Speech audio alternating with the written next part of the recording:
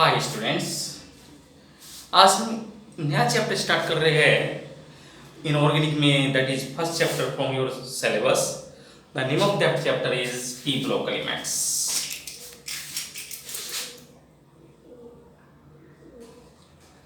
P block elements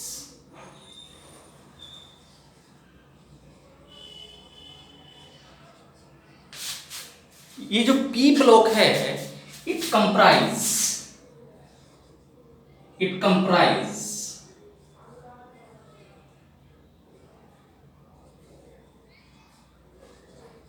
of six group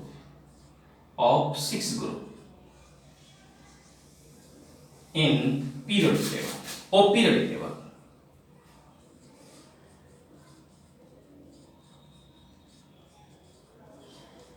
जो modern periodic table होती है बेटे, उस मॉडर्न पीरियोडिक टेबल में 6 ग्रुप जो है वो पी ब्लॉक के अंदर आते हैं। वे ग्रुप कौन से हैं? Group 13, group 14, group 15, group 16, group 17, group 18। इस 13 को 3A भी कहते हैं, 3A। इसको 4A भी कहते हैं, इसको 5A कहते हैं, इसको 6A कहते हैं, इसको 7A कहते हैं, इसको 8A कहते हैं। तो P block elements include group 13 element, include group 14 element, include group 15 element, include group 16 element, include group 17 element, include group 18 elements। It means P block elements के अंदर group 13, group 14, group 15, group 16, group 17, group 18 के elements होते हैं। Group 13 के अंदर कौन से element है? Boron, aluminium, gallium, indium and thallium. Group 14 के अंदर कौन से एलिमेंट है भाई? Carbon, silicon, germanium, tin, lead. Group 15 के अंदर कौन सा एलिमेंट है? ग्रुप 15 के अंदर एलिमेंट आते हैं आपके nitrogen, phosphorus, arsenic, antimony, bismuth. और ग्रुप 16 के अंदर कौन आएगा भाई? Oxygen, sulphur, selenium, tellurium, polonium.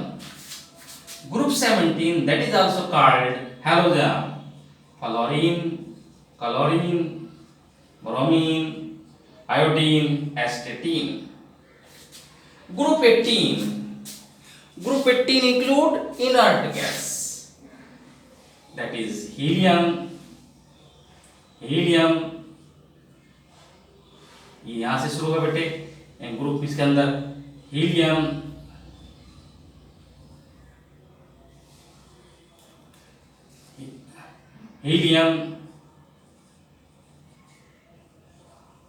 Neon, argon, krypton, xenon और रेडॉन। तो these are the elements of P block. These are the elements which are present in the P block. General electronic configuration, general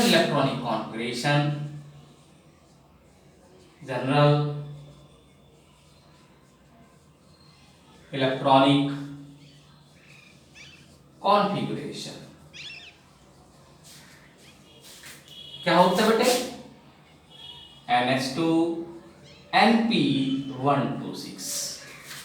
इस group 13 का इसका जो general electronic configuration है वो है NH2 NP1, इसका NH2 NP2, इसका NH2 NP3, NH2 NP4, NH2 NP5, NH2 NP6। ये जनरल इलेक्ट्रॉनिक कॉन्फ़िगरेशन है इसके भाई। ग्रुप 13 जिसको आप थर्ड ग्रुप भी कहते हैं, ग्रुप 40 जिसको फोर्थ ए भी कहते हैं, ग्रुप 50 जिसको आप फिफ्थ ए भी कहते हैं, ग्रुप 16 जिसको आप सिक्स्थ ए भी कहते हैं, ग्रुप 17 जिसको सेवंथ ए भी कहते हैं, ग्रुप 18 जिसको आप एट्थ ए कहते हैं। तो ये तो था पी ब्लॉक के बारे में ही। इसके बारे में मैंने आपको आइडिया दे दिया है कि पी ब्लॉक एलिमेंट कौन से होते हैं। पी ब्लॉक एलिमेंट वे एलिमेंट होते हैं जिसमें लास्ट इलेक्ट्रॉन यानी कि valence electron enter in the P सब सेल। देखिए जब इनका हम इलेक्ट्रॉनिक कॉन्फ़िगरेशन करेंगे तो लास्ट इलेक्ट्रॉन कहाँ जा रहा है, पी में, यहाँ पर कहाँ जा रहा है, पी में, इसमें पी में, इसमें पी में, इसमें पी में, इसमें पी में। तो जो वैलेंस इलेक्ट्रॉन है they are present in the P subshell. So that's why these all elements are called P block element. इसलिए इन सबको क्या कहते हैं, पी ब्लॉक एलिमेंट। तो यही पूछ लो इनको पी ब्लॉक एलिमेंट क्यों कहा जाता है, क्योंकि इसमें जो वैलेंस इलेक्ट्रॉन होते हैं वो कहां पर प्रेजेंट होते हैं, वो पी सब सेल के अंदर होते हैं। ओके, नाउ इस पी ब्लॉक के अंदर ग्रुप 13 और ग्रुप 14 जो है we have studied in 11th class. Group 13 के एलिमेंट्स बोरॉन, एल्यूमिनियम, इसमें जो है ग्रुप 14 में कार्बन, सिलिकॉन, तो we have discussed in 11th class. Now in 12th class we have to study group 15, group 16, group 17 and group 18 elements. So let us study. Now first of all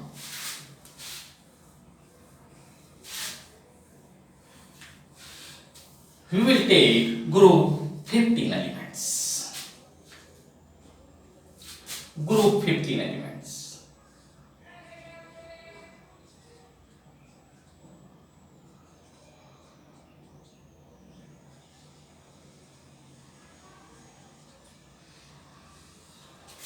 okay बेटे, group 15 elements में कौन से आते हैं ये भी आपको मालूम होना चाहिए। अभी बताया है आपको बेटे, ग्रुप 15 के अंदर nitrogen, phosphorus, arsenic,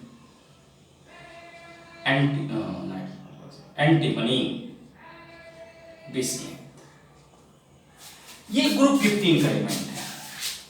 nitrogen, phosphorus, arsenic, antimony and bismuth. First two element जो है क्या है बेटे आपके, ये दो एलिमेंट जो है ये नॉन मेटल। क्या है ये, नॉन मेटल। इनके जो कैरेक्टर है वो नॉन मेटल से मैच करते हैं। आर्सेनिक एंड एंटीमनी ये मेटलॉइड्स होते हैं, ये मेटलॉइड होते हैं और ये मॉडरेट मेटल है, moderate metal.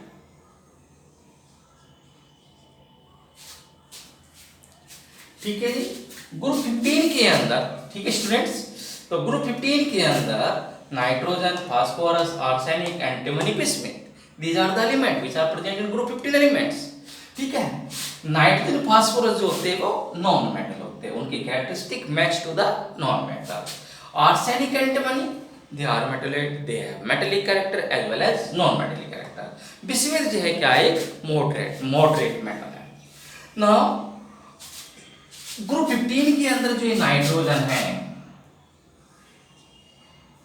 It is present about 78% in atmosphere.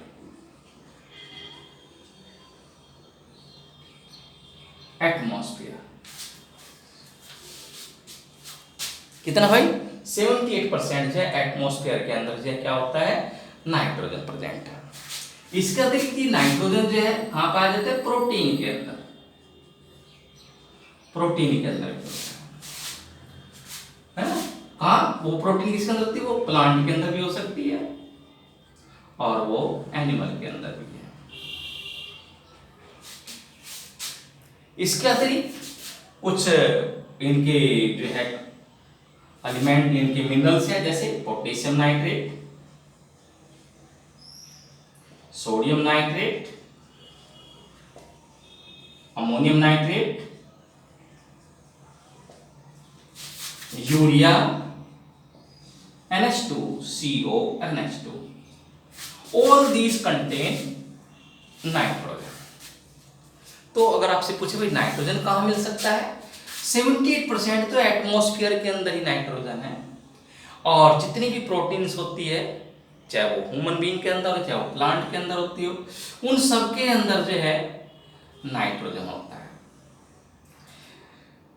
इसके अतिरिक्त जो है कुछ मिनरल है, किसके, नाइट्रोजन के, potassium nitrate, sodium nitrate, ammonium nitrate and urea, इन सब के अंदर क्या है, नाइट्रोजन है। अब बात करते हैं फास्फोरस की बेटा, किसकी बात करते हैं, फास्फोरस की। ये फास्फोरस जो है it is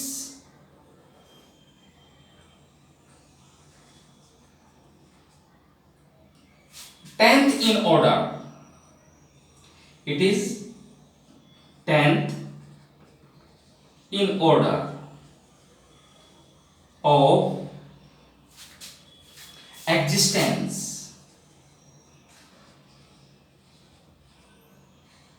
in earth crust.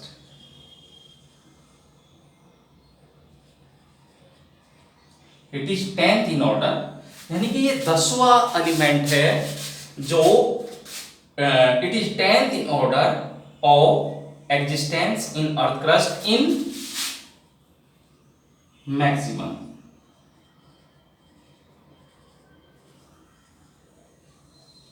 amount,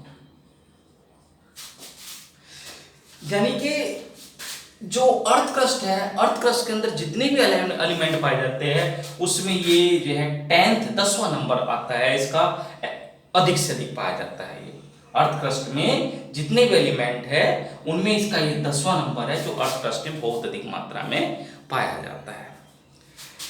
it is also present as phosphorite, इसके मिनरल है, मिनरल्स है इसके फोस्फोराइड,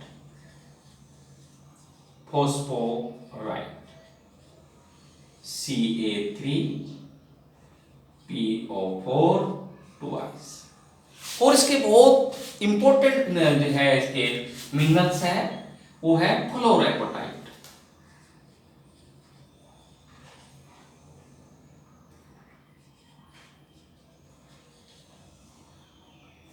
फ्लोरेपेटाइट का फॉर्मूला है 2CA3PO4 2Is 2CaF2।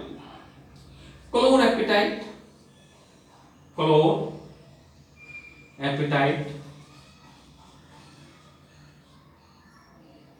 2CA3PO4 2Is 2CaCl2।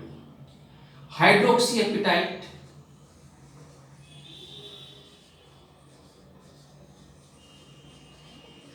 2CA3PO4 2Is CaOH 2Is। These are the important minerals of the phosphorus. Phosphorus is present as phosphorite, as fluorapatite, as chlorapatite, as hydroxyapatite। ठीक है, तो ये nitrogen और phosphorus है, इस तरह से पाए जाते हैं बेटे। अब हम डिस्कस करेंगे कुछ फिजिकल प्रॉपर्टीज के बारे में, physical properties of group 15 elements.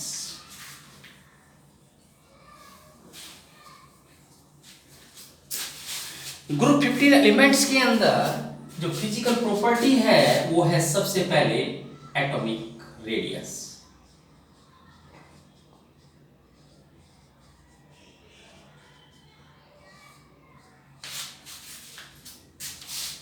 Down the group atomic radius या atomic radii, down the group atomic radii of group 15 element increase due to the addition of the new shell. अगर हम बात करते हैं किसकी, nitrogen, phosphorus, arsenic, antimony, bismuth, तो जो atomic radius है वो इंक्रीज होती है down the group. Down the group ये क्या होती है, इंक्रीज होती है, increase down the group. Atomic radius increase down the group due to addition of new cell, due to new cell.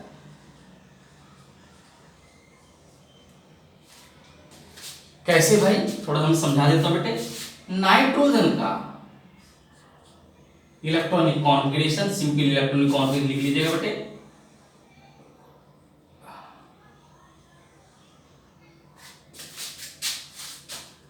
Nitrogen का बेटे 2 5 के और L।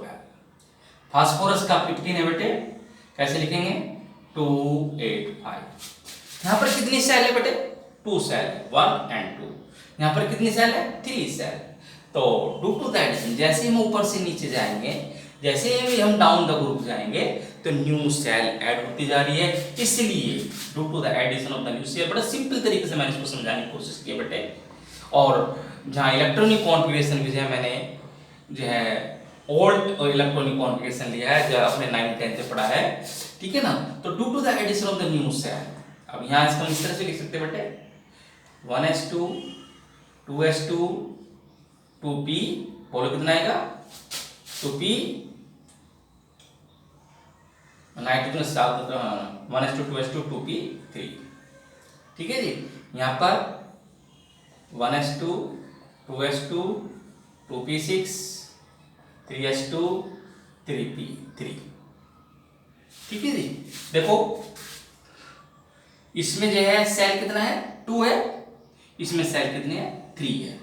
तो इसमें नया सेल ऐड हो चुका है, उसके अंदर इसके अंदर फास्फोरस के अंदर नया सेल ऐड हो चुका है। इसलिए फास्फोरस का एटॉमिक साइज जो है नाइट्रोजन से ज्यादा है।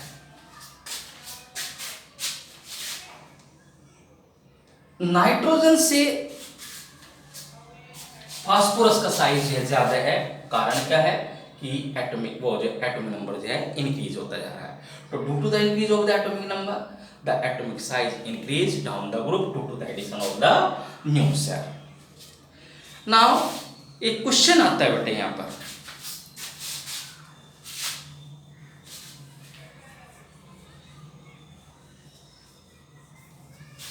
एक वर्ड आएगा बेटे यहां पर, जो एटॉमिक साइज है, जो एटॉमिक साइज है, there is sharp increase from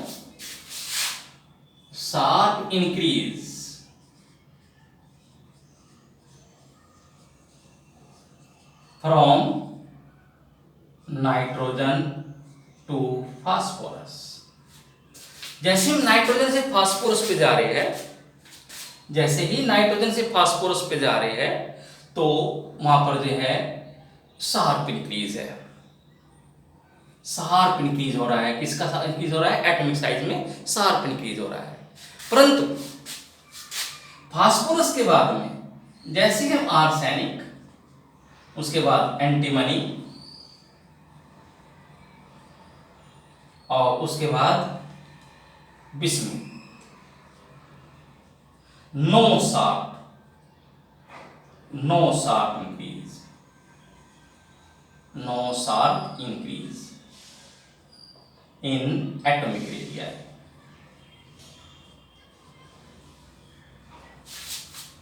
nitrogen से जैसे हम फास्फोरस के पास जाते हैं, तो फास्फोरस का जो साइज है, एटॉमिक रेडियस जो है, वहां पर क्या है, शार्प इंक्रीज है। परंतु जैसे हम फास्फोरस से आर्सेनिक, आर्सेनिक से एंटीमनी, एंटीमनी से हम बिस्मुथ जाते हैं, तो वो शार्प इंक्रीज नहीं है। कारण क्या है, नाइट्रोजन से फास्फोरस की तरफ जब जा रहे हैं, तो वहां पर जो है शिल्डिंग इफेक्ट जो है, वो क्या है स्ट्रॉन्ग शिल्डिंग इफेक्ट। यहां पर जो है क्या है, due to strong shielding effect, due to strong shielding effect,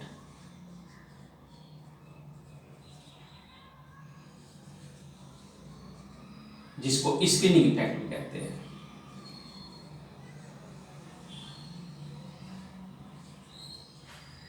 ये शिल्डिंग इफेक्ट, स्क्रीनिंग इफेक्ट क्या होता है, रिपल्सन या repulsive force felt by the electron by the inner most electron. इसको लीजिए बेटे, what is shielding effect, repulsive force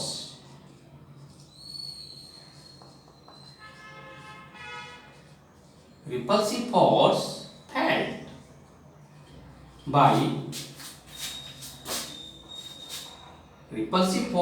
felt by outermost electron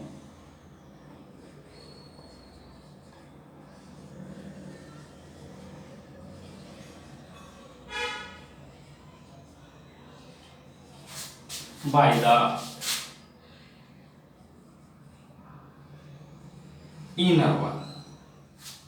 Repulsive force felt by the outermost electrons by the inner cell electron. By the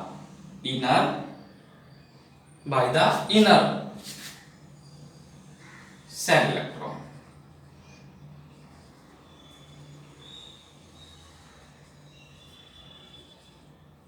इसको क्या कहते हैं बेटे? Shielding effect. अब आपके समझ में नहीं आओ बेटे क्या होता है शील्डिंग इफेक्ट, दो अलग अलग समझिए बेटे।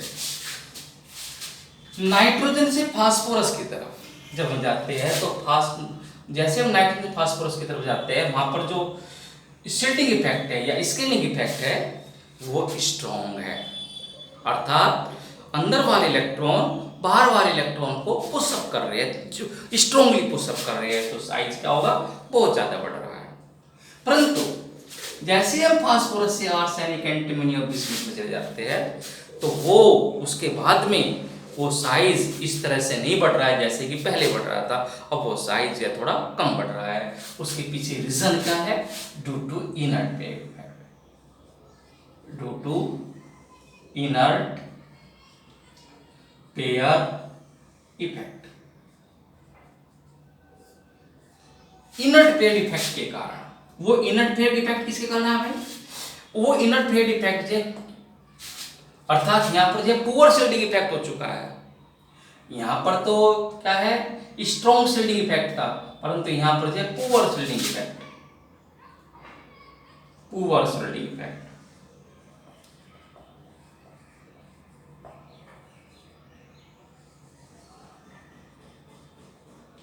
ड्यू टू इंटरवेनिंग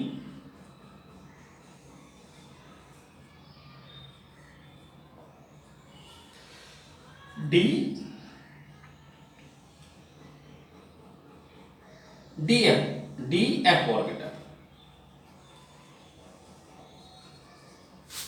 या तो वहां पर डी ऑर्बिटल आ चुका है या एफ ऑर्बिटल आ चुका है या दोनों ऑर्बिटल आ चुके हैं। डी ऑर्बिटल आते ही शील्डिंग इफेक्ट कमजोर हो जाता है। एफ ऑर्बिटल आते ही जब दोनों आ जाएंगे तब और भी शील्डिंग इफेक्ट कमजोर हो जाएगा। तो डी और एफ ऑर्बिटल आने के बाद, जैसे ही डी और एफ ऑर्बिटल आ जाएगा उसके बाद क्या होगा बेटे? उसके बाद होगा जो वो शील्डिंग इफेक्ट है वो क्या हो जाएगा? कमजोर हो जाएगा। साइज बढ़ेगा तो, परंतु शार्प इंक्रीज नहीं होगा। तो अब एक वर्ड आया बेटे यहां पर, इनर्ट पेयर इफेक्ट। अब ये जो इनर्ट पेयर इफेक्ट है इसको हम आपको समझाने की कोशिश करेंगे। बहुत इंपॉर्टेंट है बेटे, अगर आपको इनर्ट पेयर इफेक्ट समझ में आ गया तो आपको इनऑर्गेनिक केमिस्ट्री में बहुत कुछ समझ में आ जाएगा।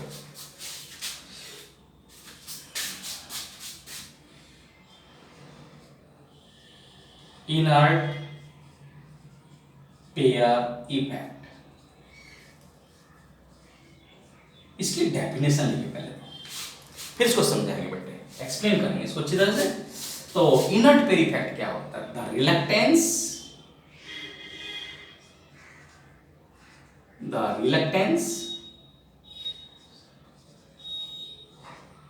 of NH2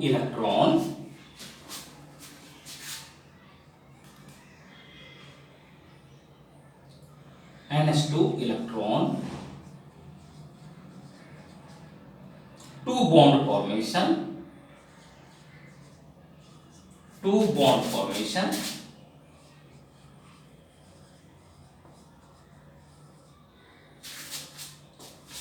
due to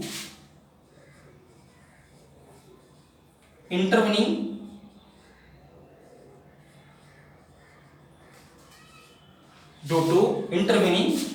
D and F orbital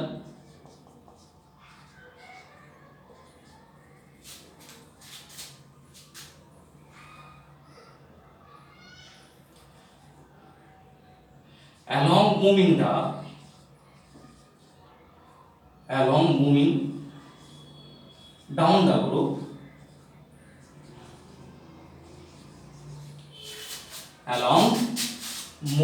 down the group, is called inert pair effect. क्या कह रहा है बेटे? The reluctance of ns2 electron, अर्थात s के अंदर जो इलेक्ट्रॉन है, आउटर मोस्ट s ऑर्बिटल के अंदर जो इलेक्ट्रॉन है, वो बॉन्ड फॉर्मेशन में हिस्सा नहीं ले पा रहे हैं। किसके कारण? ड्यू टू इंटरमिनिंग या ड्यू टू सॉरी बेटे, due to poor shielding effect,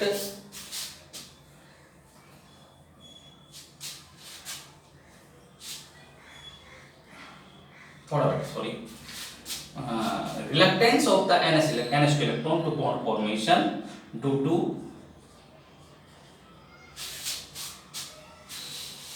किसके कारण बेटे? Due to poor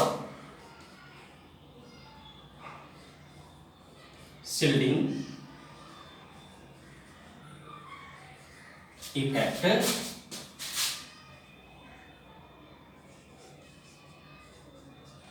poor shielding effect of, due to poor shielding effect of क्या कौन कौन सा बेटे? D and F orbitals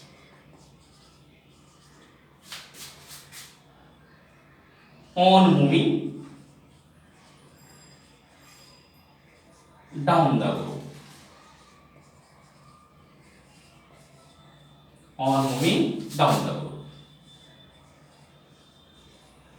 is called inert pair effect.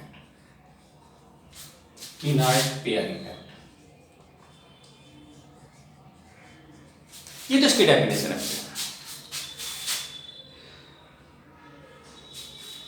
Inert pair effect के कारण क्या होता है बेटे? As a result of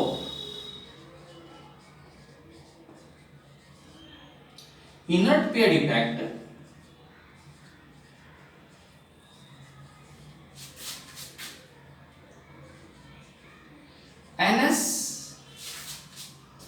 ns electron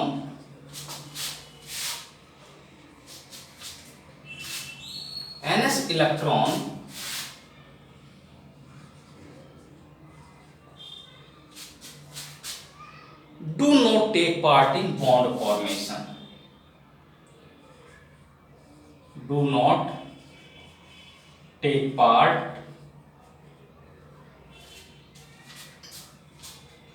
as a result of inert pair effect, ns electron do not take part in bond formation,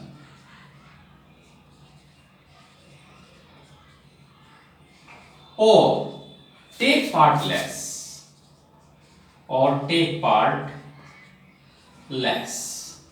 कम मात्रा में जो है हिस्सा लेते हैं बेटे। तो ये इनर्ट पेयर इफेक्ट है क्या बेटे? दोबारा समझने की कोशिश करिए बेटे स्टूडेंट्स, इनर्ट पेयर इफेक्ट है क्या? जितने भी हैवी एलिमेंट्स होते हैं, पी ब्लॉक एलिमेंट्स के अंदर जितने भी हैवी एलिमेंट्स होते हैं, उन सब के अंदर इनर्ट पेयर इफेक्ट होता है। ठीक है ना? कौन कौन से भाई? जैसे भी मैंने समझाया था, जितने भी हैवी एलिमेंट्स होते हैं, जैसे क्वेश्चन है TL Cl is stable,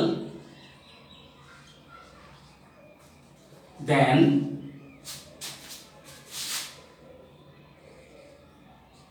TlCl। देखिए बेटे, ये टेलुरियम थैलियम क्लोराइड THCl,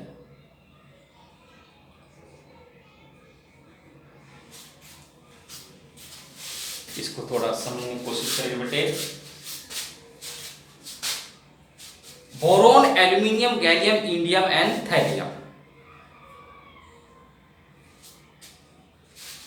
ठीक है जी, आप इसको ये थोड़ा समझने की कोशिश करिए दोबारा से बेटे। ये आपका जो है ग्रुप 15 एलिमेंट्स है, दोबारा सुनिए इसको, थोड़ा अच्छे से समझिए बेटे। ग्रुप 30 एलिमेंट है, boron, aluminium, gallium, indium and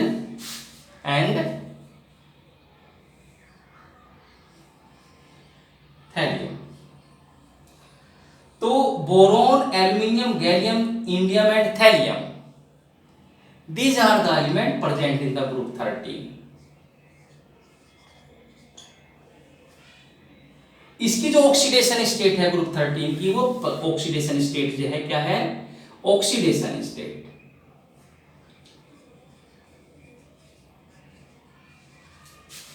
इसकी जो ऑक्सीडेशन स्टेट है वो कितनी है, 3। अब कुछ बच्चे कहेंगे सर ऑक्सीडेशन स्टेट क्या है। Oxidation state is refer to the number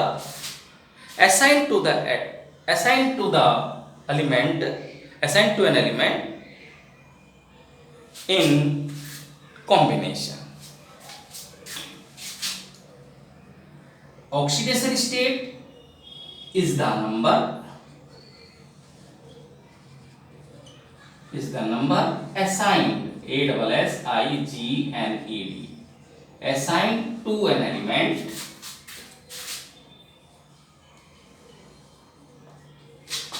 oxidation state क्या होती है, is the number assigned to an element during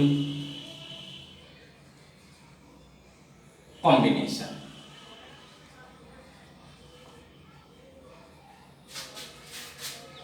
अर्थात ये कौन क्या नंबर है बेटे, जब किसी एलिमेंट का कोई एटम किसी दूसरे एटम के साथ जो है कंबाइन करता है, तो एटम कितने इलेक्ट्रॉन लॉस कर रहा है, कितने इलेक्ट्रॉन गेन कर रहा है, कितने इलेक्ट्रॉन जो है वो शेयर कर रहा है, जब वो किसी दूसरे एलिमेंट के एटम के साथ जो है वो कंबाइन करता है, तो उसको क्या कहा जाता है, ऑक्सीडेशन स्टेट। तो oxidation state is the number assigned to an element during combination.